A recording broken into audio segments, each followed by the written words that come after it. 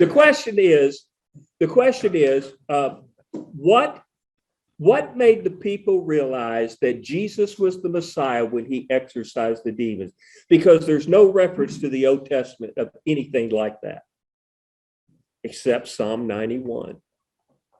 And here's how you interpret Psalm 91. Psalm 91, beginning with verse 3 all the way through 6, has these names: fowler, pestilence, terror of the night, arrow, destruction. Okay. And let me share my screen so that people on there. Can y'all see on the screen, guys? Yes, sir. Okay, great. All right. These names right here are the names that you see in English: fowler, pestilence, terror of the night, arrow, destruction. To the left is the Hebrew name, Yakush, Daber, Paha, Hesh, and Kateb. Every one of those names is a name of a Canaanite demon. Every one of them is the name of a Canaanite demon in Hebrew. That is the Hebrew name that translates fowler, but it's also the name of a Canaanite demon. And get this, Psalms 91 was spoken of the Jewish community as the exorcism psalm, and it was done by David and Solomon. Now, that you will never find any place in the Old Testament where David or Solomon ever exorcised any demons. But the Jewish community believed they had the power to, and they believed that this psalm was the one that spoke of that power. Okay? So when we come into the New Testament and we see immediately after his baptism, he goes into the land of Bashan and he starts exorcising these demons. He's exorcising these demons right here. That's their names. That's their names in Hebrew right there. Now, it's very interesting that one of the more dramatic of the battle of darkness that Jesus encountered is described in Matthew 16, verses 13 through 18. And as you recall, in Matthew 16, Jesus is at Caesarea Philippi. And we're going to talk about that in a moment. And he was at a specific location that we know of to this very day, what that location is. And we know it by some of the language that's mentioned in Matthew 16. So, and here's what Jesus was doing. He was at Caesarea Philippi, this one location. We'll talk about that. And he turned to his disciples and he said, "Who do men say that I am?" Well, some said that you're John the Baptist, raised from the dead. Others said you're Elijah the prophet. And then he turns to Peter and he says, "Peter, who do you say that I am?" And in Matthew 16:16, Peter says this: "You are the Christ, the Messiah, the Son of the living God." And then Jesus does this. In Matthew 16, verses 17 and 18, he says this: "Blessed are you, Jonah, son of Simon, son, what is it? Thank you. I'll get it right. Blessed are you, Simon Bar-Jonah, for flesh and blood has not revealed this to you, but my Father who is in heaven. You are Peter, and upon this stone," and he uses the word Peter, which is a double meaning. And we'll talk about that in a second. He uses the Greek word Petros. And then he says, upon this stone, and he uses the Greek word Petra. There is a double meaning for that too. "I will build my church, and the gates of hell shall not prevail against it." So here is the question. If you were a first century Christian reading this or hearing this for the first time, you would know exactly where this is going to take us in the Old Testament. And guess where it takes us? What's our lesson today? Amos 4, the bulls of Bashan. And it is pronounced Bashan, but we're Texans and we get away with Bashan because that's why we normally, but it is really pronounced Bashan in Hebrew. But it takes us back to Amos 4. Now, why does it do that? Well, we know by some of the language. As a first century Christian, you would know immediately by the little details that it tells you. And this is real important. When the Bible gives us the little details, we better pay attention because they have meaning. And the first detail it tells us, this is in Caesarea Philippi. Now, to give you a history of Caesarea Philippi, this goes back to 1 Kings 14. Caesarea Philippi was not its name then, but it was known as the land of Bashan, of demons and sorcery. This was not a good place. And by the time Jesus came along, there was a certain cave known as the gates of hell. And we know where that place is today. And it's mentioned 5 times in the Old Testament in the land of Bashan, right exactly where Jesus was at that moment. In fact, it's mentioned in Job 38:17, Psalm 9:15, Psalm 107:8, and Isaiah, the 38th chapter, the 10th verse.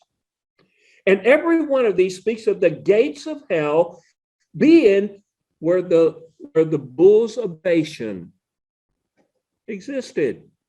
They were behind these gates of hell. And so Jesus comes along and he's talking to these to his disciples.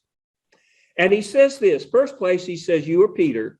Now we need to talk about that word Petros. Petros literally means rock. And it has a double meaning. It comes from an Aramaic word, which means ka, or it means rock. But we pronounce it Cephas in the New Testament. So it's the name of a person. And yes, in those days, they used to call people rocks. That was their name. Okay. But it has another meaning. And a lot of people miss this.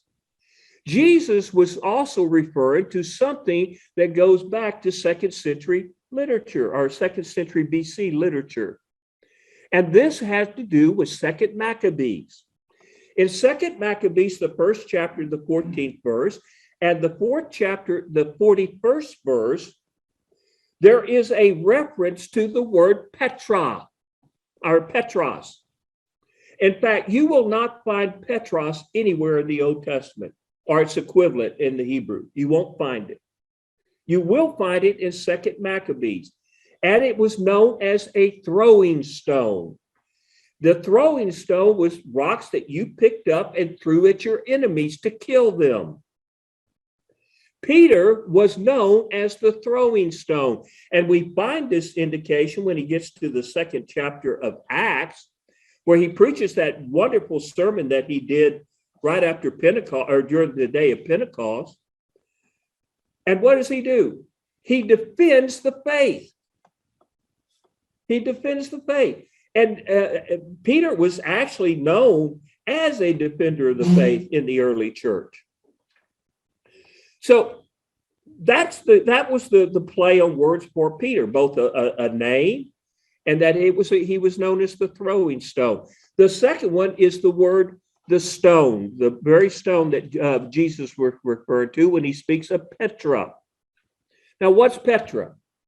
Petra was talking about a literal stone that he stood on at the gates of hell. In fact, that stone is still there today. Now, it's broken up, but we know that stone covered about 3 football fields. And it stood right in the gates of hell. Now, at the time of Jesus, this was known as the worship of Pan. And if you don't know who Pan is, Pan was a half god. He was a god that was half human and half goat. And he had a long pointed tail and he had horns. In fact, he was the depiction of the devil in the medieval times.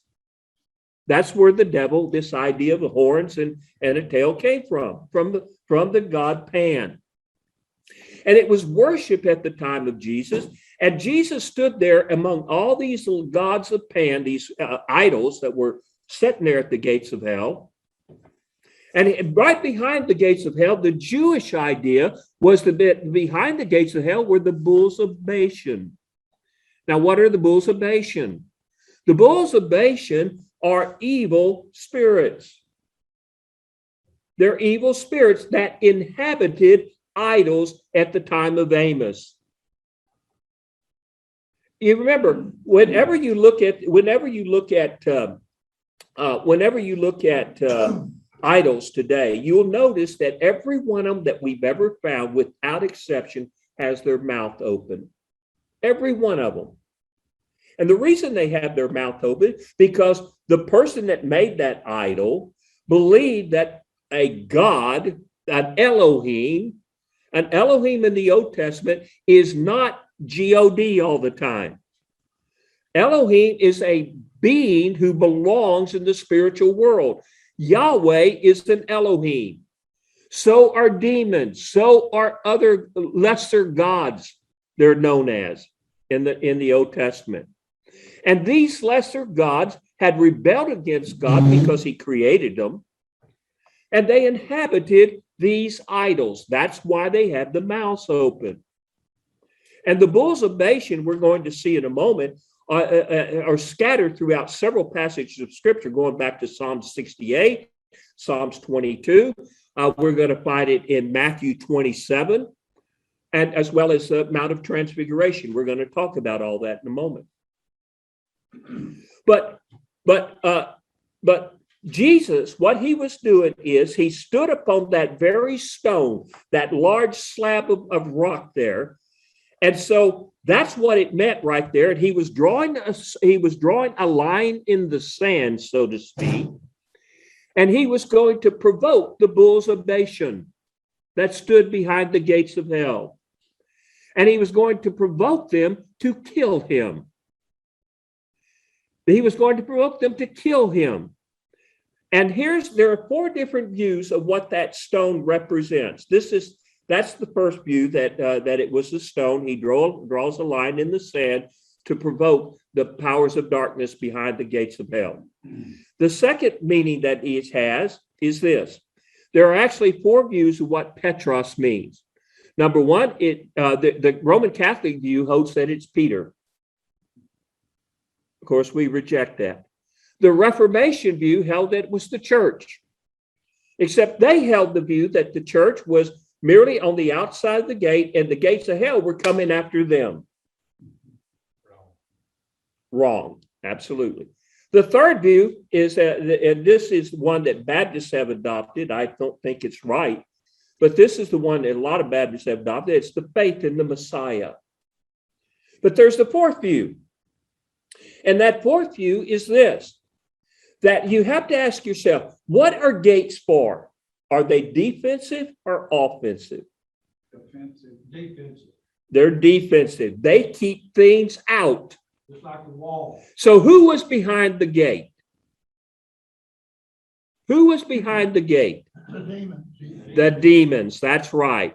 Who is on the outside of the gate? Jesus. So who is trying to keep who from what? They didn't want him in there. They did not want him and the church in there. This was gates that were to actually protect the demons, because the church is about to wage war against them. And he's provoking these demons. And this ratchets up a notch when we get to, in fact, I want you to turn to Mark, the 9th chapter, verses 2 through 8. Mark, the 9th chapter, verses 2 through 8. Now, we're going to look at we're going to look at Psalm 68 in a moment when we look at this. But if you were a first century Christian or a first century Jew and you read this passage, you would know exactly where this takes us in the Old Testament. And guess where it takes us? What's our lesson today? Amos 4. This takes us right back to Amos 4. So we have Matthew 16 taking us back to Amos 4, And now we have this. And here's how it says. And after 6 days, by the way, you can find this after 6 days also in Matthew 17:1. After 6 days, this is after 6 days, they were at Caesarea Philippi, and Peter made the great confession. Jesus took with him Peter and James and John and led them up to a high mountain. Now, that is a very important word. In fact, it's hupsoslos oros. Now, that's a hard word to say in Greek, but here's what it means. If you go back to Amos 4, verse 1, it speaks of the mountains of Samaria. The mountains of Samaria. And in verse 3, it tells you what the name of that mountain is, Harmon.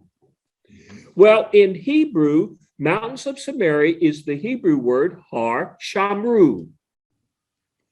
But guess what? It's translated in the Septuagint. In the Septuagint, if you don't know what the Septuagint is the Old Testament Hebrew translated into Greek. This was done about 168 BC under Ptolemy II, who was a Greek ruler of Egypt. And he ordered that the Old Testament be translated to the Greek.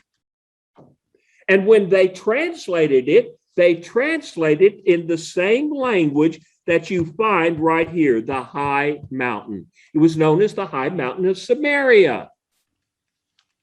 So this takes us back to that mountain in Amos 4. Okay? And that becomes very important because there's a battle about to take place on this mountain. Mount Hermon, by the way, is the name of this mountain. Okay? There was a tradition for a long time that Mount Tabor was the mountain of transfiguration, but we know that that's not true today. We know that through a lot of excavations of archaeology, as well as what happened at Qumran. They were only 160 miles off, though. Yeah, there were a few miles off. You're right. And so let's read on. So he led them up to a high mountain by themselves, and he was transfigured before them. And his clothes became radiant, intensely white, as no one on earth could bleach them. And there appeared to them Elijah with Moses, and they were talking with Jesus. And Peter said to Jesus, Rabbi, it is good that we are here. Let us make 3 tents or booths in some of your translations, one for you and one for Moses and one for Elijah. For he did not know what to say, for they were terrified. And a cloud overshadowed them. Now, where else in the Old Testament do you find a cloud overshadowing a mountain? Mount Sinai. This is making reference, and we're going to take you in a minute to Psalm 68 to help clear all this up. And a cloud overshadowed them, and a voice came out of the cloud, "This is my beloved son." Now, as you recall, this beloved son, if you don't know, it is a divine title marking the heir to the David's throne, which is the kingdom of God on earth. And you find this in Mark 1:11 and Matthew 3:17, where Jesus came up out of the water during his baptism. The heavens opened up, and what happened? The voice said, what? "This is my beloved son in whom I'm well pleased." He's picking it up here, which is marking Jesus as the heir to David's throne. That's what this is talking about. Okay? And suddenly looking around, they no longer saw anyone with them, but Jesus only. Now, again, if you were a first century Jew, you would know this would take you back to Amos 4 by 1, the high mountain, and 2, what happens on that mountain. Now, in order to understand what happens on that mountain, we have to go to Psalm 68. So let's go to Psalm 68.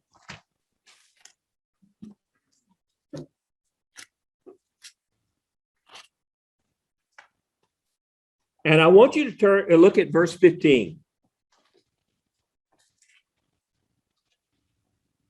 It says this, a mountain of God. And by the way, that is really Har Elohim. That's mountain means Har, is the Hebrew word Har. Elohim means gods. It's called the mountain of gods. Okay? It is the mountain of Bashan. Okay? A mountain of many peaks is the mountain of Bashan. Why do you look with envy, O mountain with many peaks, at the mountain which God has desired for his abode? So where was the original mountain that God rested on? Was it Sinai or was it Mount Hermon? Anybody wanted to guess? Mount Hermon. Mount Hermon was the original mountain. We're going to talk about what happened on that mountain. And there was a war. This is what it's doing. It's showing this war. At the mountain which God has desired for his abode, surely the Lord God will dwell there forever. The chariots of God are myriads, thousands upon thousands. This is talk about the Lord of the host of heaven. The Lord is among them as at Sinai in holiness. Thou hast ascended on high. Thou hast led captive thy captives. This is found in Ephesians 4:8. Thou hast received gifts among men, even among the rebellious also, that the Lord may dwell there. This is showing that there are two rivalries between two mountains, Mount Sinai and Mount Hermon. And guess who took the mountain of God away? And God allowed it. The demons. The demons took, let me tell you why we know that it was the demons. If you go in the Old Testament, there is a book that is well received by the Christian community of the first century, as well as the Jewish community, that was known as First Enoch. Now, it's not part of the Bible. This is what we call Second Temple literature, but it gives us a description of what happened. If you go back to Genesis 6, verses 1 through 4, it speaks of these of the sons of God marrying the daughters of men, and what did they bear? Giants, the giant clan, the Nephilim. Well, where did they start? That was a rebellion, by the way. God wasn't pleased with it. We know he wasn't pleased with it based on Psalm 82. Tells us he wasn't pleased with it. So the question is, where did they start this rebellion? And it started on Mount Hermon. It was the mountain of God. They rebelled against God, and God said, okay, I'm going to let you have it. And he went to Mount Sinai. Now he wants to take it back. And guess where he's going to take it back? Mark 9. Mark 9. Mark 9, the Mount of Transfiguration. Jesus was showing that when he transfigured, he was showing the glory of God, and this was declaring war to those demons that were at Mount Hermon, and saying to them, today is the day we are going to declare war against you. And he was provoking them to kill him, because immediately after he leaves the Mount of Transfiguration, where does he go? What city does he head to? Jerusalem. To do what? To die. To die. And let me show you how the Bible uses, and we have to go to Matthew 27 to do that. Let me show you how the Bible takes Matthew 27 and goes back to Amos 4 and Psalm 22. So let's go to Matthew 27.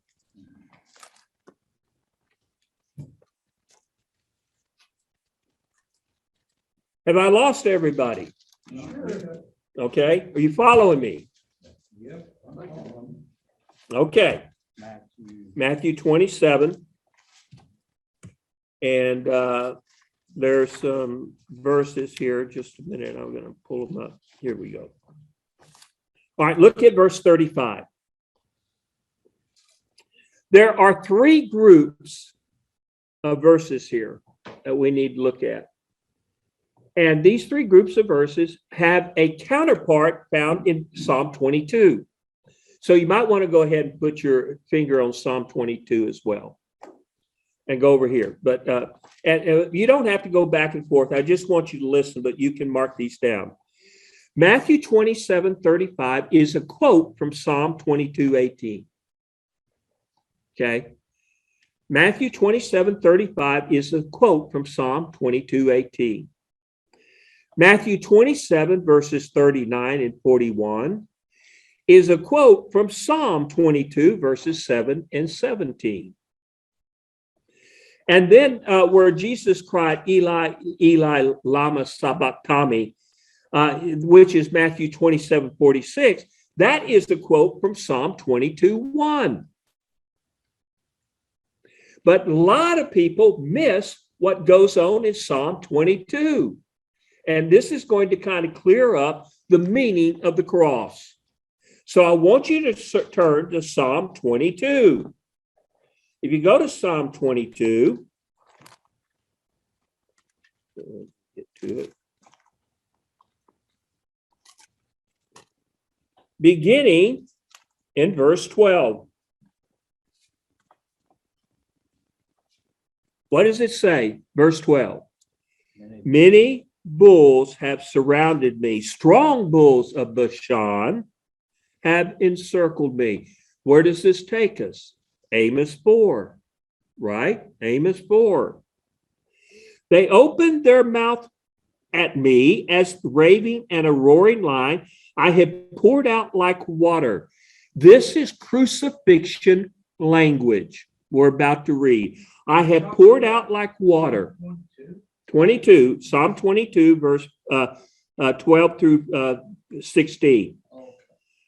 I am poured out like water, and all my bones are out of joint. This is crucifixion language. My heart is like wax. It is melted within me. My strength is dried up like a potsherd, and my tongue cleaves to my jaws, and thou dost lay me in the dust of death.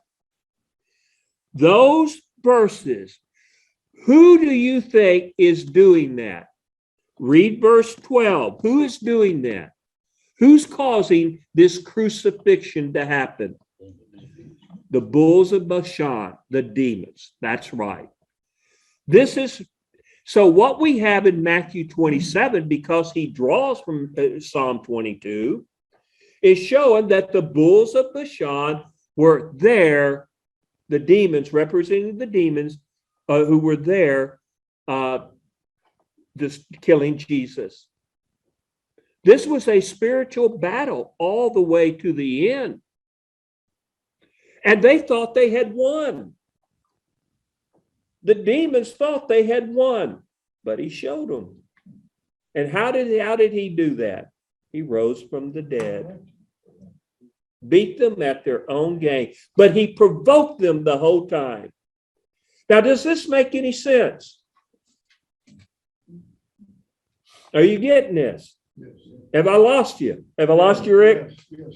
Not this time? All right. So any questions so far? Bill, you look like you have a question. No. All right. I just looked that way. I looked at that a lot. He's my right-hand man. Keeps me in line. All right. So now this is one of the most important things we have to understand about Amos 4. In fact, at Psalm 68 that we just looked at, that is the fall of the mountain of God, or the Sumerian mountain as it's known. It's Mount Hermon. That's the fall of all these demons. Do you recall in Luke 10? In Luke 10, Jesus, he sends out 70 disciples. And they go out and they start casting out demons. And they come back, and what happens? What do they tell Jesus? Oh, Lord, we had wonderful news. We cast out demons. Even demons fell before us. What was going on there?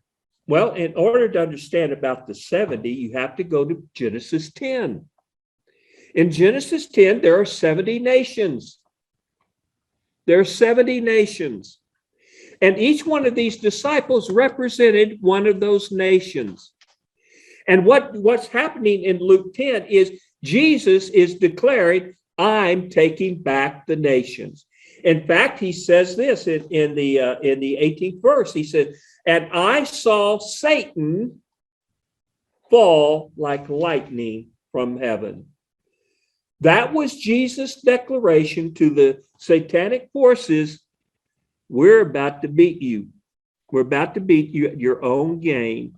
And he carries this out all the way from Caesarea Philippi to Mount of Transfiguration, to his death, and even to his resurrection. He destroys them. And thank goodness he did. Because if he didn't, we would be worshiping the bulls of Bashan. They would have won. But he beat them at their own game, thank goodness. Any questions? I think I've lost some people. I know, unless I hear from y'all. No questions? You understand everything so far? No. So now you're scholars? Clear as mud. Just don't ask us to repeat it. Yeah. I win, you lose. Did somebody say that? No, I want y'all to understand. I really do. I want you to understand how important this is. Basically, all of these are emissaries of Satan himself. Oh, yeah, they're all emissaries of Satan, yeah. But Jesus is beating them starting at Caesarea Philippi. Actually, he started beating them in Luke 10, but at Caesarea Philippi is when he ratcheted up a notch, this battle. So a lot of these Pan and a lot of these gods were not conceived by the people themselves. No, they They were, weren't fabrications. no, they weren't fabrications. Some bizarre artists like No, myself went You down. got to understand what an Elohim in the Old Testament is. We have put the attribute God to it. It isn't. Now, there are certain times it is, and that's when he's known. In fact, he's known as Yahweh, the Lord of hosts. Yahweh, the Lord, and he uses Elohim, the host. What does that mean? That means that he is the head of all the Elohim because he created them. And they took on different names. If you read First Enoch, Enoch kind of fills in the gap of what Genesis 6:4 was all about. It fills in the gap what happened at Babel. At Babel, when Babel happened, it was more than just the confusion of languages. This was the time that God divorced himself from humans. He divorced himself from the nations. If you read Genesis 10 is all about the nations being under God. And Babel, they decided that they wanted to do their own thing. And God, in fact, you find this in Deuteronomy 32, verses 8 and 9. In Deuteronomy 32, 8 and 9, it was that moment that God said, I'm divorcing myself from the nations, from the humans. And I'm going to raise up my own nation, and that's going to be through Jacob. And I'm going to have my own land. And he allotted out the land. He allotted out Jacob. And then in chapter 12 of Genesis, this is we find where he starts picking this person who was from who? Abraham. And the purpose of Abraham and the purpose of the Jewish nation was to wipe out the giant clan that happened in Genesis 6, 1 through 4. If you go to Deuteronomy, the second and third chapters, the first thing it tells you is about these giants. In fact, 2 chapters dedicated to these giants. And God tells Joshua, or tells Moses, you need to go in there and wipe them out. And what do? They sent spies over there, Caleb being one of them. They came back and said, oh, they're too big. They're giants. We can't do it. Except Caleb and who was the other one? Joshua. There are only two that said, no, we can do it because God is with us. And so they decided not to do it. And that was when God said, that's it. I'm going to send you in the wilderness for 40 years, and that generation is going to be wiped out. And this next generation I'm going to send in. And guess what? At the same spot that he sent them into the wilderness is the same spot he brought them back to go over to the Canaan. And what they do? To wipe out the giant clan. That was what their job was. Wasn't to wipe out all the people, it was to wipe out the giant clan. And they didn't do it. And they didn't do it because we know that out of the city of Ai, is some scholars call it, out of the city of Ai, they left it alone. And that was the city that Goliath eventually came out of. And his four brothers. If you want to read about his four brothers, you go to 1 Samuel 23, verses 15 through 22. And you'll see where David was the one who finally wiped out the giant clan. These were the Nephilim. These were evil people. And when the Nephilim died, when they died, their spirits were cast into the desert. And when Jesus came along, he cast out those desert demons were the ones that possess people in the desert. Everywhere that Jesus cast out demons was in the desert, in the land of Bashan. And he cast out these demons, and he was taking back the nations the whole time. And he will take back the nations because the book of Revelation tells us he will.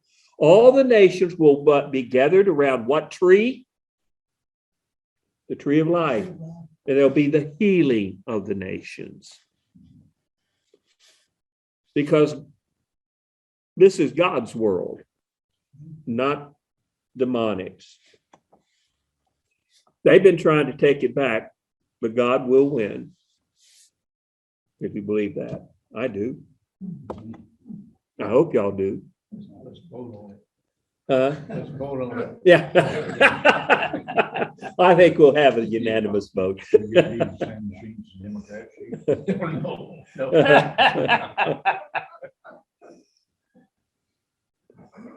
Any questions? The one thing that I was explaining this to my wife this morning, and my wife, she had not even seen it about,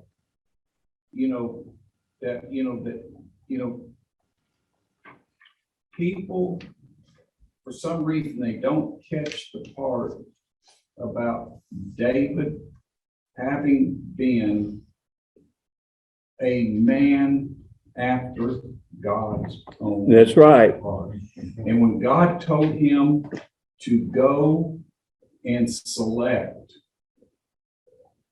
the 5 stones, that was for a reason. He didn't, he only needed 1 stone to kill Goliath. No, he wanted the other 4 for his brothers. Yeah. And that just, it just kind of goes right over people's heads. He would, God wasn't worried about him missing because God guided that stone. David could have released that stone straight up in the air, but it was going to hit Goliath. Right. And David wiped out the last of the Nephilim. David and his men wiped out the last of them. That's why we have no more Nephilim left. What about in 1 John 5:19, it says, and the whole world lies under the sway of the wicked one? The evil one, yeah. Means this, the whole world is in unbelief. If you read John 16:19 or 16:9, it says this, for the Holy Spirit comes to convict the world of sin, righteousness, judgment, of sin Why? Because they do not believe in me. The whole world's sin is unbelief. That's the whole world's sin. And that's their wickedness. That's their wickedness. They have no belief in the Messiah. And there are two things you have to believe about the Messiah to be saved.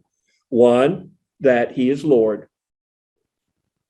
Two, that God has raised him from the dead. If you don't believe those two things, you ain't Christian. You ain't Christian. That's my Texas slang. You ain't there. Dale, have you ever heard, and one of our church members told me about this, and I don't know, but any group of soldiers who have ever served that claim the 91st Psalm, Oh, yeah. they have been protected. Yeah. So that, yeah, it's good. It's the exorcism psalm. Perfect. Yeah. Yeah. No, I didn't know that. I had no idea. Yeah. The Lord is my shelter, and in him I find refuge. You know, it's a wonderful psalm.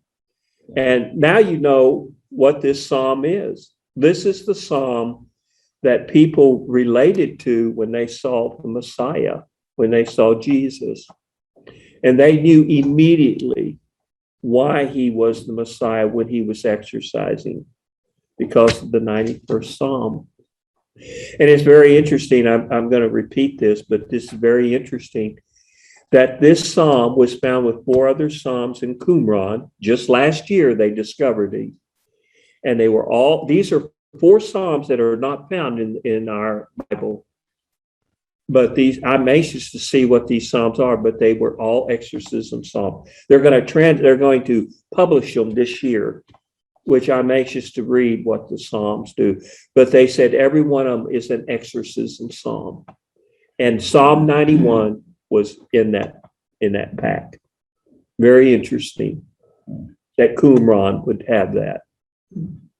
But we're finding texts that we had no idea that the Old Testament even had. They have 16 different new books that they had no idea that. And I'm not sure it needs to be in our Bible. I think the canon was. No, we got everything we need. But I still think it's interesting that they're finding these.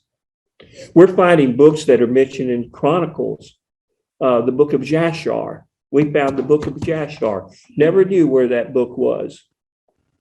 That's a book that was mentioned several times in the Bible, in the Old Testament. Okay, you're saying that there was instant recognition Yeah, of the Messiah. Of the Messiah. For Christ's purposes. that's right. But why? Okay, so what's the story with the scribes and the Pharisees?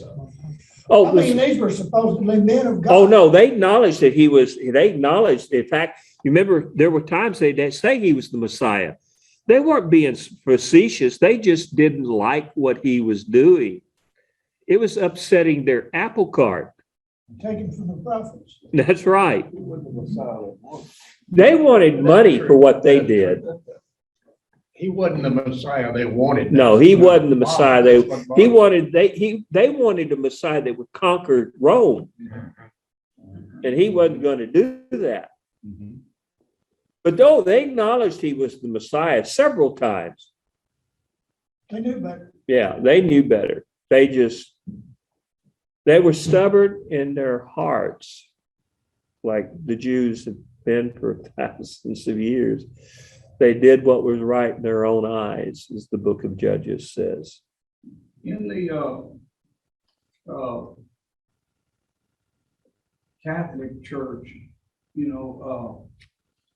I imagine you know this, but they built the Church of Transfiguration on the top of Mount Tabor. I know they did.